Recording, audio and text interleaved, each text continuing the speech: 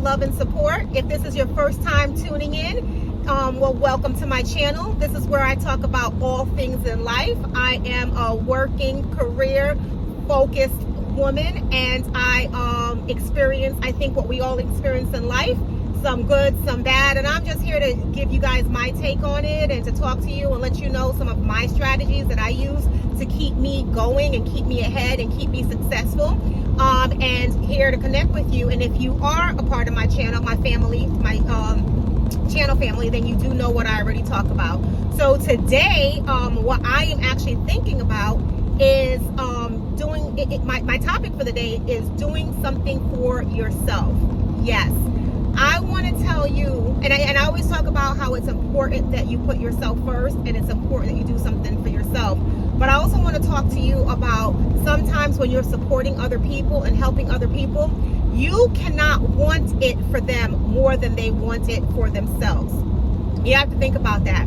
You have to be careful that you do not burn out all of your energy and use up all of your resources trying to push someone else ahead, because then you take away from yourself and you are not able to give yourself just as much as you could to continue to get ahead. That's very important. You can't use all your resources on someone else. It's important that you save some for yourself, and you can't want something for someone else more than they want it for themselves. I'm thinking about partners in life. I'm thinking about children. I'm thinking about everything. If you want something for someone else more than they want it for themselves, it will only lead to your burnout, your frustration, and your unhappiness. You can be supportive. You can be there for them. You can motivate. You can give ideas. You can do it, but you have to be careful that you don't get yourself so caught up in it that you are doing more than the other party, and you are doing more for the other party to get ahead than they are doing for themselves. When you support someone, they have to at least put in 60% of the work while you put in 40. It cannot be a situation where you're putting in 60% and they're putting in 40, or you're putting in 75% and they're putting in 25%. They have to also want it. Do you hear me? They also have to want it more so than you want it for them. So they may want it and you may want it for them as well, but they have to want it for themselves more than you want it for them. So, and even in my situation here, I'm thinking, I talk to you about things that pertain to me, and I think pertains to a lot of individuals as well. I have a son, lovely gentleman. He is one of the most kind-hearted individuals you could meet out there. And I was in a situation or in a part where I was trying to find career ideas for him and telling him what he should do. I told him, first I wanted him to be a doctor. Then I wanted him to be a dental hygienist. Then I wanted him to be a realtor, right? All of these things that I wanted him to do. But he's a grown man. And I would spend all this time researching it. I would spend all this time giving him ideas, spend all this time telling him what he should do. But I was not helping him. And at the same time, I was getting angry with him, then getting angry with myself, and just feeling overall frustrated, worn out, and tired because I spent all my time researching all these things that I felt he should do. And it didn't help our relationship because it led me to feel burnout, and I'm exhausted at telling someone else what they should do or looking up ideas for someone else. You can't want it more than they can want it. And those ideas and those suggestions, those are great careers, but they're not for everyone, right? Not everyone can be a dental hygienist. Not everyone can sell real estate.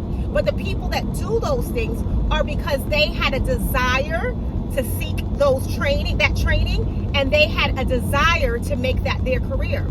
So if he did not have the desire for that to be his career, then it couldn't be my desire, right? And because it's my desire and not his, and I'm pushing, I'm just getting angrier and angrier and angrier, and I am not helping him, nor am I helping myself. So when you support people, You have to find out what they want to do. Like in my situation, my husband wants the sports channel, and that's what he's working on. That's what he's taking serious.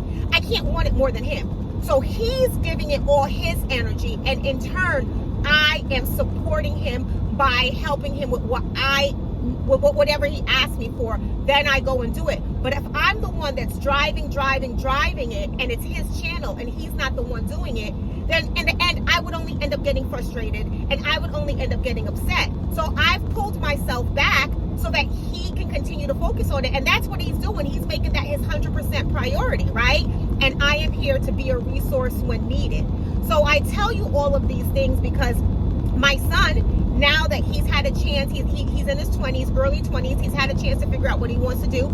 Long college, he went to college, but this long 8-year, 10-year training to be a doctor was not in the cards for him. That is not something he wanted to do, and that's fine. A lot of people go to school for years, they end up with a massive debt, and they're in occupations that they don't enjoy, they don't like.